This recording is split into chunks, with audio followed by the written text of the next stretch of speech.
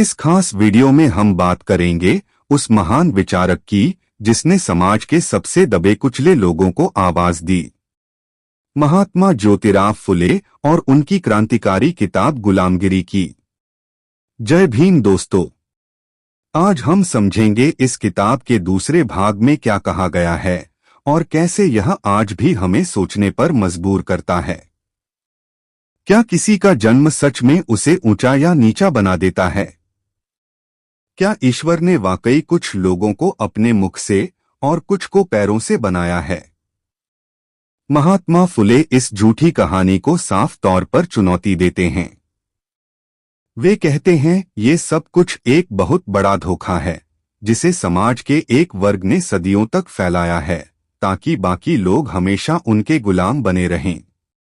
ब्राह्मणों ने वेद, पुराण और मनुस्मृति जैसे ग्रंथों का सहारा लेकर ऐसी व्यवस्था बनाई जिसमें शूद्रों और अतिशूद्रों को पढ़ने, सोचने और समझने का अधिकार नहीं दिया गया।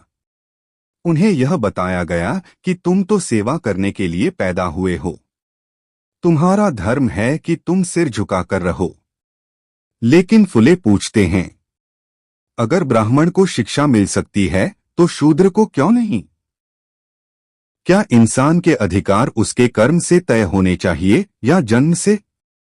फुले साफ कहते हैं, धार्मिक ग्रंथों का इस्तेमाल लोगों को शिक्षित करने के लिए होना चाहिए, न कि उन्हें गुलाम बनाने के लिए। वे समाज को आईना दिखाते हैं। कहते हैं कि जब तक शिक्षा नहीं मिलेगी, जब तक इंसान खुद सवाल नहीं पूछेगा, तब तक गुलामी ऐसे ही चलती रहेगी। उन्होंने देखा कि लोग इतने डर में जी रहे हैं कि झूठ को ही सच मान बैठे हैं। उन्हें बताया गया कि अगर उन्होंने पढ़ाई की तो पाप लगेगा, और वे डर के कारण पढ़ना ही नहीं चाहते थे। फुले कहते हैं, सबसे बड़ी गुलामी वो है जहां इंसान को उसके अधिकारों से ही दूर रखा जाए, और इसलिए वे इस किताब के जरिए एक क्रांति की शुरुआत करते हैं। एक ऐसी क्रांति जो सबको बराबरी, शिक्षा और इज्जत दिला सके। साथियों, फुले का संदेश आज भी उतना ही जरूरी है जितना 1873 में था। अगर हम चाहते हैं कि हमारा समाज वाकई आगे बढ़े, तो हर इंसान को बराबरी का अधिकार मिलना चाहिए। हमें धर्म के नाम पर फैलाए गए अंधविश्वास को पहचानना होगा। हमें पढ़ना होगा, सीखना होगा और फिर अपने अधिकारों के लिए खड़ा होना होगा। अगर आपको यह वीडियो पसंद आया हो तो कृपया लाइक करें, शेयर करें और हमारे चैनल को सब्सक्राइब करना ना भूलें।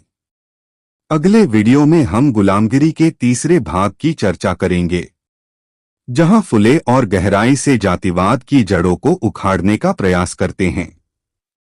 धन्यवाद और याद रखिए, शिक्षा ही सबसे बड़ा हथियार है।